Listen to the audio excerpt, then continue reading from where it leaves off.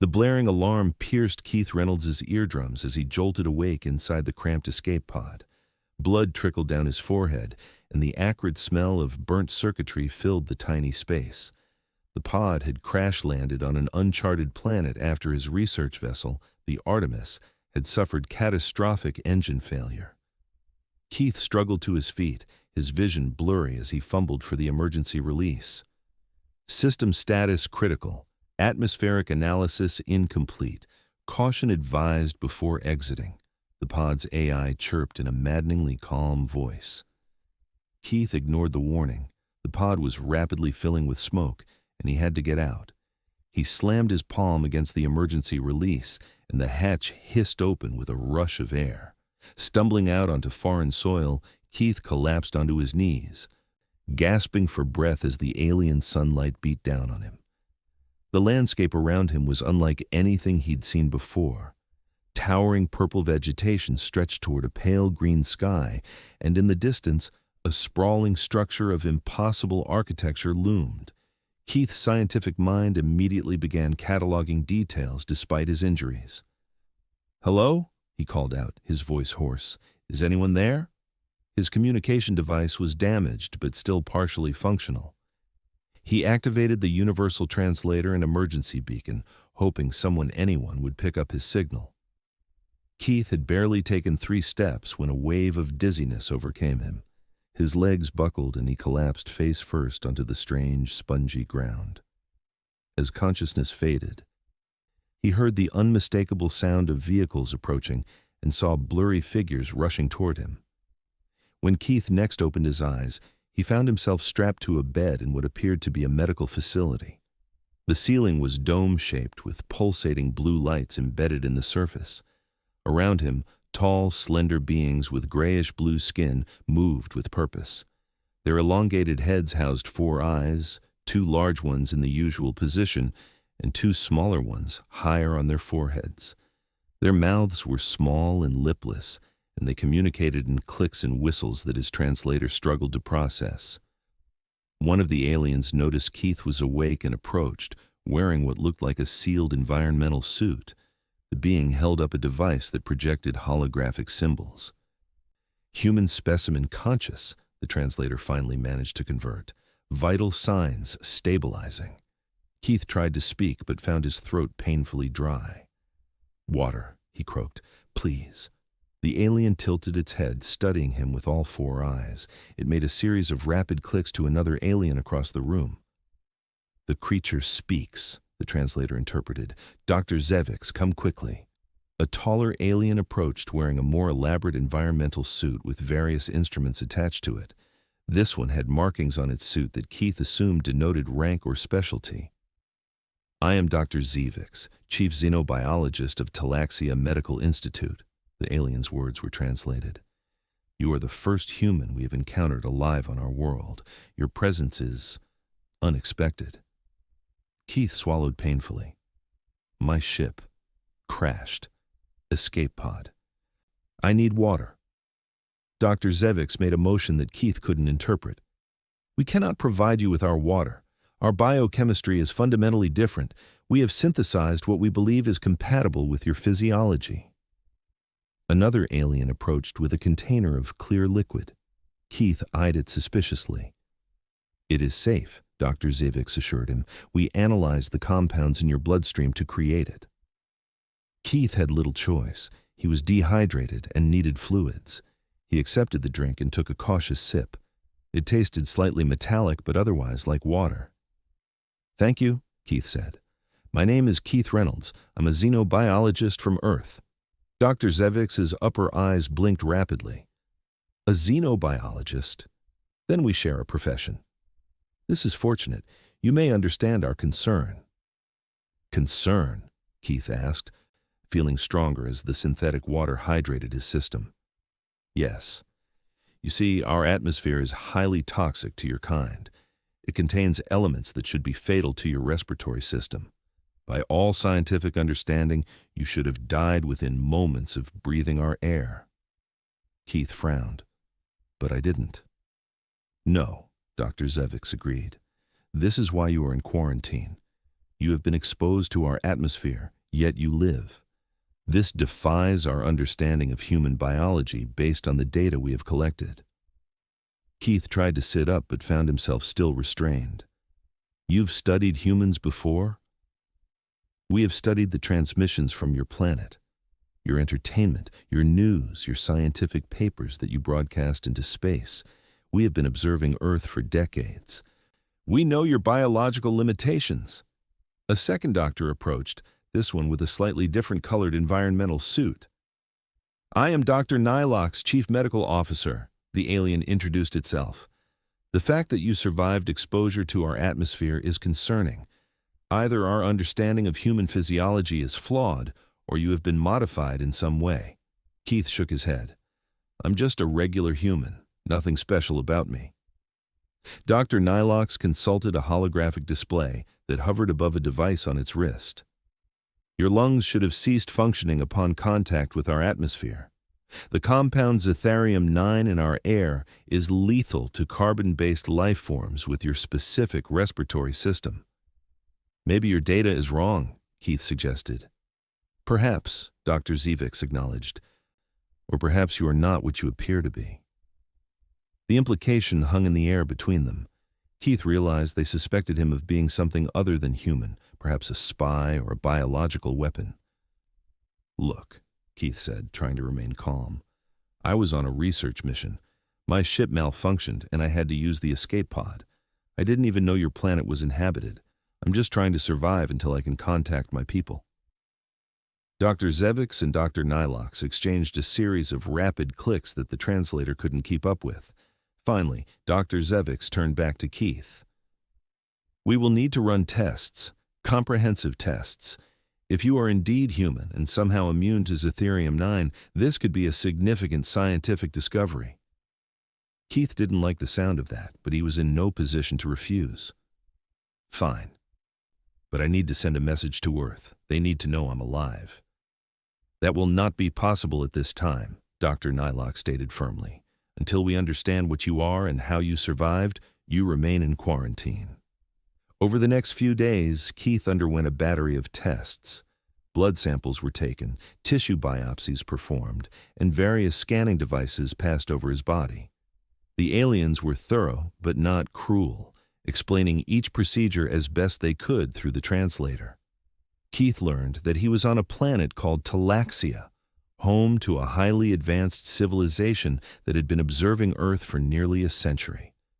They had never made contact because they believed their atmosphere would be instantly lethal to humans, making any physical diplomatic relations impossible. On the fourth day, Dr. Zevix entered Keith's room with what appeared to be excitement in its movements. We have discovered something remarkable, the alien announced. Your DNA shows signs of adaptation. Adaptation? Keith asked. What do you mean? Your ancestors, Dr. Zevix explained, bringing up a holographic display of what Keith recognized as human DNA. Approximately 12 generations ago, your family line was exposed to a compound similar to Zetharium-9.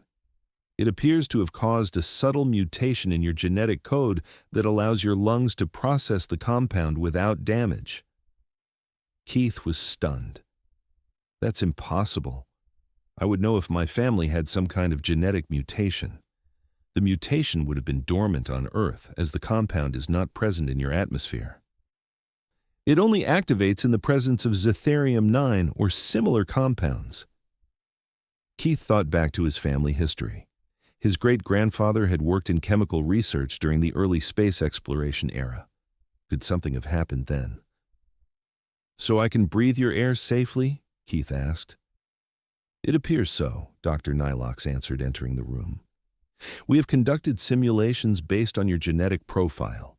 The mutation allows your respiratory system to convert Zetharium-9 into oxygen through an enzymatic process we did not know was possible in humans.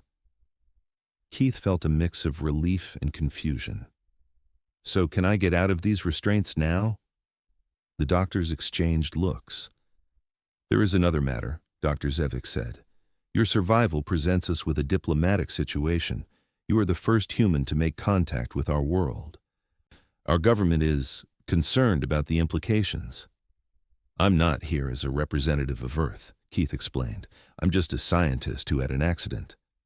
"Nevertheless, you are here," Dr. Nylock stated, "and your ability to survive in our atmosphere changes everything we thought we knew about potential relations with humans." A new alien entered the room.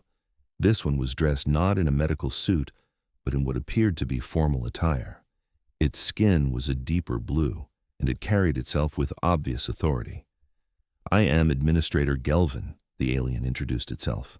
"I oversee interspecies relations for the Talaxian High Council." Keith nodded respectfully. "Keith Reynolds, stranded human xenobiologist."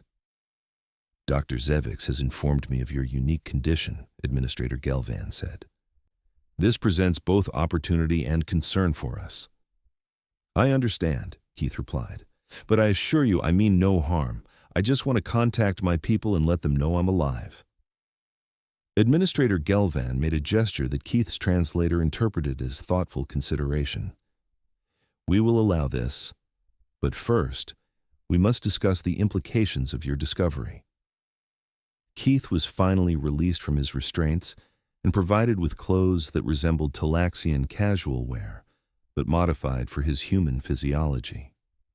He was moved from the quarantine room to what appeared to be guest quarters, still within the medical facility, but more comfortable. Administrator Gelvan arranged for a meeting with the Talaxian Scientific Council. Keith found himself in a circular chamber with 7 high-ranking Talaxian officials, including Dr. Zevix and Dr. Nylox. "The human Keith Reynolds presents us with unprecedented opportunity," Administrator Gelvan began. "For centuries, we have observed Earth from afar, believing direct contact impossible due to atmospheric incompatibility. This human's genetic mutation suggests otherwise." A Talaxian with elaborate markings on its head spoke next.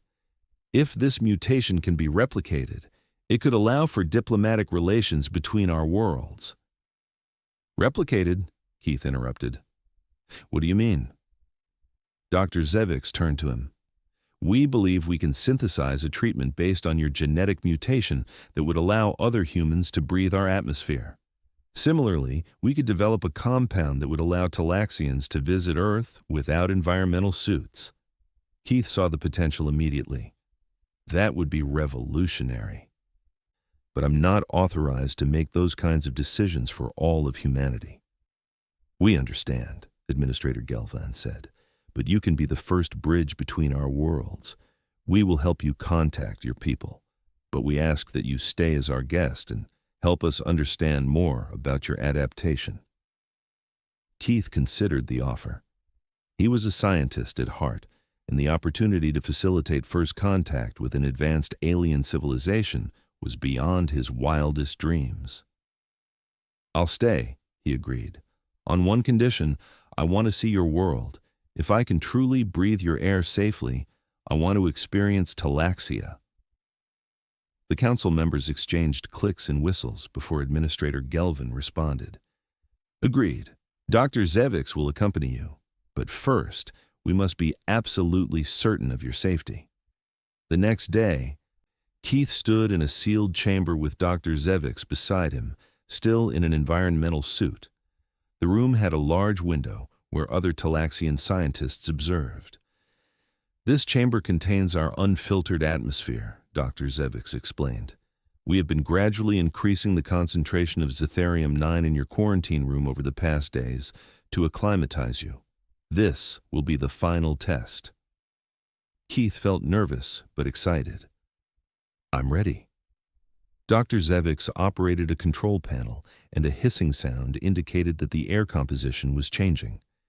Keith took a deep breath. The air tasted different, slightly sweet with a metallic undertone. His lungs felt warm but not uncomfortable. He took another breath, then another. "How do you feel?" Dr. Zevix asked. "Fine," Keith replied, surprised. "It's different but not difficult to breathe. Actually, I feel more alert." "Zetherium-9 can have stimulating effects on neural pathways," Dr. Zevix explained. "Your heart rate has increased slightly but within safe parameters." Keith walked around the chamber, taking deep breaths. This is amazing. I'm breathing alien air. The observing scientists were clearly excited, their clicks and whistles rapid and high-pitched. Dr. Nylox entered data into a console as Keith continued to breathe normally. The test is successful, Dr. Nylox announced. Keith Reynolds can safely breathe Talaxian atmosphere. 2 days later, Keith stood on a balcony overlooking a Talaxian city. The architecture was organic and flowing, with buildings that seemed to grow from the ground rather than being constructed. The sky was a pale green, with 2 small moons visible despite the daylight. Your world is beautiful, Keith told Dr. Zevix, who had become something of a guide and friend. We find it so, the alien agreed, though I imagine it appears quite alien to you. Keith laughed. Well, technically, I'm the alien here.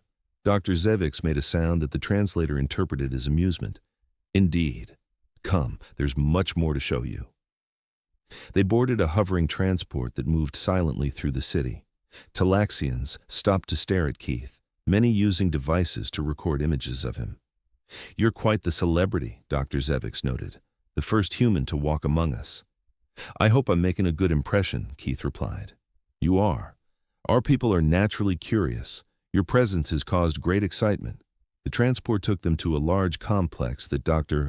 Zevix explained was a research center dedicated to interspecies biology.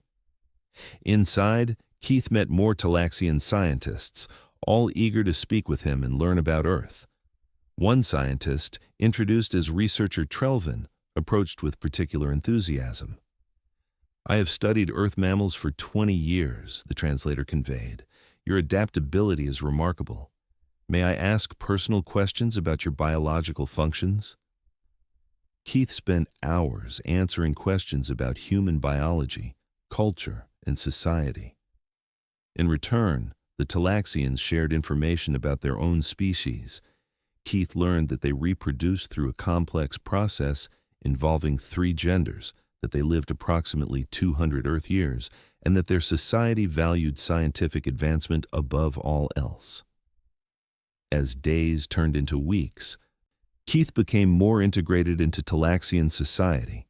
He was provided with quarters in a scientific residential area and given access to Talaxian knowledge databases. He spent his days working with Dr. Zevix and other scientists, helping them understand human biology while learning about Talaxian science. The Talaxians had kept their promise and helped Keith send a message to Earth, though they estimated it would take several months for the signal to reach human space. In the meantime, Keith found himself enjoying his unexpected diplomatic mission. One evening, as Keith was reviewing Talaxian medical texts in his quarters, an urgent message came through from Dr. Zevix. Keith, please come to the medical center immediately. There is a situation. Concerned, Keith hurried to the facility where he had first awakened on Talaxia. He found Dr. Zevix and Dr. Nylox in an agitated state. What's wrong? Keith asked. We have detected an anomaly in your latest biological scans, Dr. Nylox explained. The Zetherium-9 adaptation in your system is showing signs of degradation. Keith felt a chill run down his spine. What does that mean? It means, Dr. Zevix said gravely, that your ability to process our atmosphere may be temporary. The mutation is being overwhelmed by continuous exposure. Am I in danger? Keith asked, trying to keep his voice steady. Not immediately, Dr. Nylox assured him. But within approximately 30 days, your respiratory system will no longer be able to convert Zetherium-9 efficiently. At that point, our atmosphere will become toxic to you. Keith sat down heavily. So I'll have to live in a sealed environment? Or leave Talaxia? We are exploring options, Dr. Zevix said. We believe we can develop a treatment that will reinforce the adaptation, but it will require extensive testing. Over the next few days, Keith underwent more tests as the Talaxian scientists worked tirelessly to find a solution. His breathing remained normal, but scans confirmed that his body's ability to process Zetherium-9 was indeed declining. Administrator Gelvan visited Keith in the research facility, his 4 eyes showing what Keith had learned to recognize as concern. "We are deeply troubled by this development," the administrator said. "The possibility of sustained human-Talaxian interaction has been a source of great excitement for our people." "For me, too," Keith admitted. "I've learned so much here. I don't want to be confined to a bubble." "Dr. Zevix has proposed a bold solution," Administrator Galvan revealed. "A genetic therapy that would permanently enhance your adaptation. However, it has never been tested on a human before." Keith understood the implications immediately. "I'd be the test subject." "Yes, the procedure carries risks. Your genetic structure would be permanently altered." Keith considered this carefully. He had come to love his life on Talaxia, and the thought of being confined or having to leave was unbearable. But genetic alteration was not something to take lightly. "What kind of changes would I experience?" Keith asked. Dr. Zevix joined them, carrying a holographic projector. "The therapy would enhance your lungs' ability to process Zetherium-9 permanently. However, it would also make Earth's atmosphere less optimal for you. You would need to use a respiratory assist device if you ever return to your home planet." Keith absorbed this information. "So I'd be choosing Talaxia over Earth." "In a physiological sense, yes," Dr. Zevix confirmed, "though we could develop technologies to help you visit Earth comfortably." It was a difficult decision. Keith had family on Earth, parents, a sister, friends, but he was also a scientist, and the opportunity to be the first human to truly integrate with an alien society was unprecedented.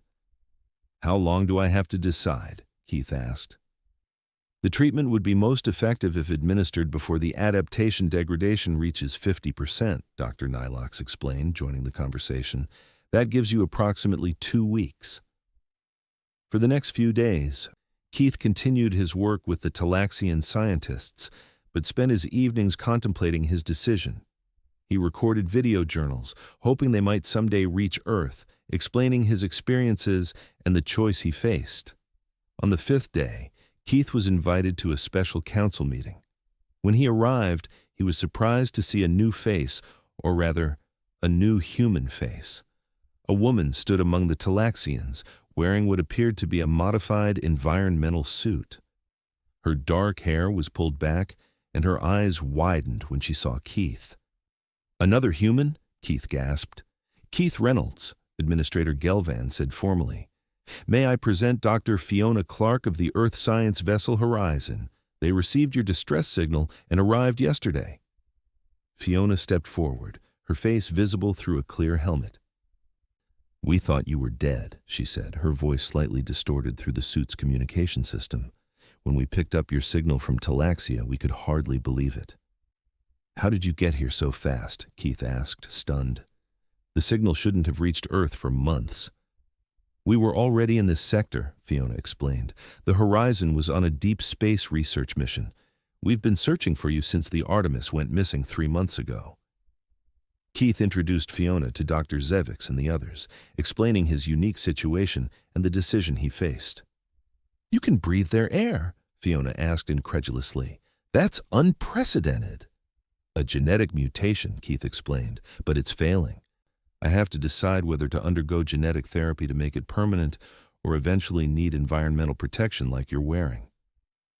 Fiona's expression turned serious. "The genetic alteration would make you the first human permanently adapted to alien physiology. The scientific implications are enormous, but so are the personal ones." Administrator Gelvan addressed them both. "Dr. Clark, your arrival presents new possibilities. We had hoped to establish relations with Earth through Keith, but your presence suggests direct diplomatic contact may already be possible." Fiona nodded. "The Horizon carries a diplomatic contingent. They're eager to meet with your leadership." Over the next week, as preliminary diplomatic discussions began between the Talaxians and the Earth representatives, Keith spent time with Fiona, showing her the Talaxian world through the barrier of her environmental suit. "It's beautiful," she said as they stood on the same balcony where Keith had first viewed the Talaxian city. "I wish I could experience it directly as you do." The Talaxians believed they might be able to develop a temporary treatment for other humans based on my mutation, Keith told her. "Not permanent like what they're offering me, but enough to allow short visits without suits." Fiona studied him. "You're seriously considering the permanent alteration, aren't you?" Keith nodded slowly. "I've found something here, Fiona. A purpose. I'm helping bridge two worlds, and the Talaxians, they've accepted me." "But you'd be giving up Earth," Fiona pointed out. "Your family, your friends, your home." "Not completely. I could visit with assistance. And Earth is establishing relations with Talaxia now. There will be travel back and forth." Fiona placed a gloved hand on the transparent material separating them. "It's your decision, Keith. But whatever you choose, you won't be alone. The scientific community on Earth would never abandon the first human ambassador to an alien world." The day of decision arrived. Keith sat in a Talaxian medical chamber, Dr. Zevik standing beside him with a device containing the genetic therapy serum. "Once administered, the process cannot be reversed," Dr. Zevik warned one final time. "Your DNA will be permanently altered." Keith looked through the observation window where Fiona stood with Administrator Gelvin and several Earth diplomats who had arrived on the horizon. "I understand," Keith said. "I'm ready." Dr. Zevik prepared the injection. "The process will take approximately 6 hours to fully integrate with your system. You may experience discomfort as your lung tissue reconfigures." Keith closed his eyes as the needle pierced his skin. The serum felt cool as it entered his bloodstream. For a moment, nothing happened. Then a tingling sensation began in his chest, spreading outward. The next few hours were uncomfortable as Keith's body adjusted to the genetic changes. His breathing became labored at times, and he felt occasional sharp pains in his chest. Dr. Nylox monitored him constantly, assuring him that the reaction was normal and proceeding as expected. By evening, the process was complete. Keith sat up, taking a deep breath of Talaxian air. It felt different now, richer, more satisfying. "How do you feel?" Dr. Zevik asked. "Good," Keith replied, surprised. "Better than before, actually. The air feels right." Dr. Nylox ran a scanner over Keith's chest. "The therapy has succeeded. Your lungs have fully adapted to process Zetherium-9 naturally. You are now, in a respiratory sense, partially Talaxian." 2 days later, a ceremony was held in the central government plaza of the Talaxian capital. Keith stood alongside Administrator Gelvan and the Earth diplomats as a treaty of friendship was signed between Earth and Talaxia, the first official interspecies agreement for humanity. Fiona approached Keith after the ceremony, still in her environmental suit. "Congratulations, Ambassador Reynolds." Keith smiled at his new title. The Earth government had officially appointed him as the first human ambassador to Talaxia, recognizing both his unique physical adaptation and the relationships he had built. "It feels surreal," Keith admitted. 3 months ago, I was just a researcher on the Artemis. Now I'm genetically part alien and a diplomat." "You've made history," Fiona said, "and opened doors no one thought possible." "What about you?" Keith asked. "Heading back to Earth with the Horizon?" Fiona shook her head. "Actually, I've been assigned to the new Earth embassy here. I'll be the chief scientific liaison. The Talaxians are going to help us develop temporary atmospheric adaptation treatments for the diplomatic staff." Keith felt a surge of happiness. "So you'll be staying?" "For at least 2 years, Fiona confirmed. "Someone has to keep an eye on humanity's first alien-adapted ambassador." 6 months later, Keith stood on the balcony of the Earth Embassy, breathing deeply of the Talaxian air that was now as natural to him as Earth's had once been. Below, a group of Earth diplomats walked through the garden, wearing the new adaptation masks that allowed them to breathe comfortably for up to 8 hours in the Talaxian atmosphere. Fiona joined him, removing her mask as she stepped into the embassy's Earth atmosphere section. "The new diplomatic team just arrived from Earth. They brought something for you." She handed Keith a small package. Inside was a family photo and a letter from his parents, expressing their pride and their hope to visit him using the new adaptation technology being developed. They're testing a version that might work for longer periods, Fiona explained. Your parents could visit for up to a month at a time. Keith felt a wave of emotion. I'd like that. Any regrets? Fiona asked, studying him. About your choice? Keith took another deep breath of the alien air that now sustained him. None. When those alien doctors declared the atmosphere poisonous, and I breathed deeply anyway, I had no idea where it would lead. But I wouldn't change a thing. Fiona smiled.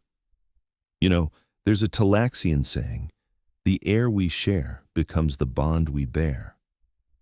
I like that, Keith said, looking out at the alien world that had become his home. It's perfect. In the distance, a transport approached, carrying another delegation from Earth. Keith straightened his ambassador's attire, ready to continue his role as the bridge between two worlds, the human who breathed alien air and thrived.